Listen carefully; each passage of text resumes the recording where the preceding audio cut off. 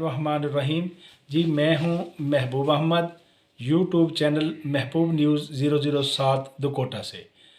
नाज़रीन, आज हम बात करेंगे किसानों के बारे में, क्योंकि हमारा जो इलाका है वो ज़रई इलाका है और हमारा मुल्क भी ज़रई है। तो इस लिहाज से किसानों को जो मसाइल दरपेश हैं उनको फ़िलफ़ौर हल करने की अशद ज़रूरत है। नाज़रीन, इस वक्त हमारा जो इलाका है इसमें मकई की फसल और कपास की फसल जो है वो ना बिकने की वजह से रुल रही है और खेतों में पड़ी ख़राब हो रही है, जिस वजह से किसान तबका जो है ना वो परेशानी का शिकार होकर रह गया है।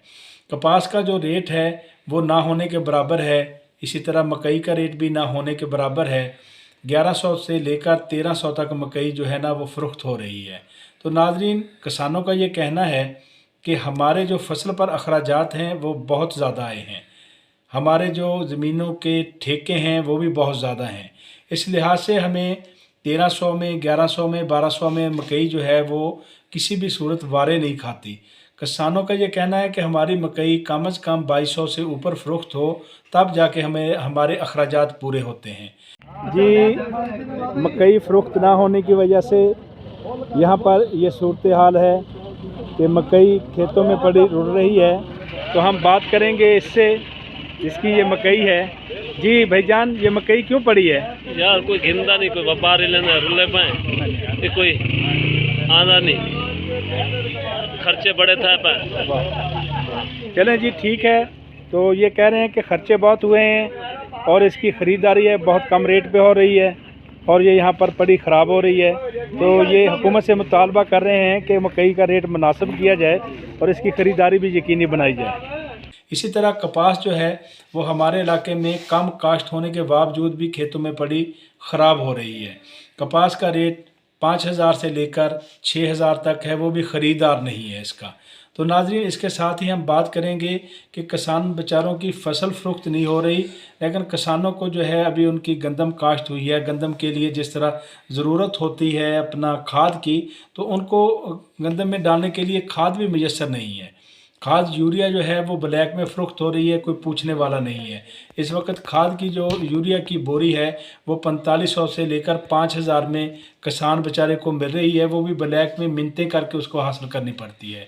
और साथ ही DAP की बात करें तो वो भी 15000 के लगभग पहुंच चुकी है। अगर किसान अपनी गंदम की फसल में खाद नहीं डालेंगे तो औसत पैदावार ज़्यादा किस तरह लेंगे?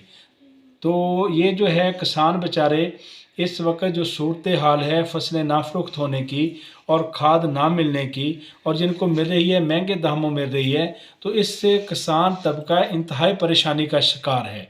तो किसान बेचारे जो हैं वो हुकूमत की तरफ देख रहे हैं, इन ज़िला इंतज़ामिया और तहसील इंतज़ामिया की तरफ देख रहे हैं कि वो हमारे लिए खाद सस्ती करवाते हैं और इसको कंट्रोल रेट पर फ़रोख्त करवाते हैं, तो इसके इंतज़ार में बैठे हैं। लेकिन अफसोस की बात यह है कि जो इंतज़ामिया है, जो ज़राअत के अफसरान हैं और तहसील और ज़िला इंतज़ामिया है, वो किसानों के मसाइल हल करने के लिए संजीदा नज़र नहीं आ रही, क्योंकि किसान बेचारा चीखें मार मार के थक चुका है और इनकी कोई बंदा बात सुनने के लिए भी तैयार नहीं है।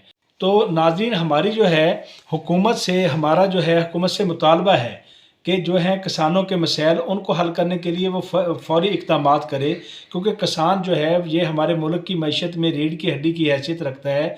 जब किसान खुशहाल नहीं होगा तो हमारा मुल्क कैसे खुशहाल होगा? तो इसके लिए मैं निगरान हुकूमत से मुतालबा करता हूँ कि फ़िलफ़ौर पूरे पंजाब में कहीं भी जहाँ भी खाद की किल्लत है वहाँ पर इस किल्लत को पूरा किया जाए और कंट्रोल रेट पर इसकी फ़रोख्त को यकीनी बनाया जाए। और साथ ही इनकी जो अजनास हैं जो फ़रोख्त नहीं हो पा रही, उनकी ख़रीदारी के लिए भी ठोस इक़दामात करते हुए उनकी ख़रीदारी को यकीनी बनाया जाए, ताकि किसान बेचारा परेशानी से निकल सके।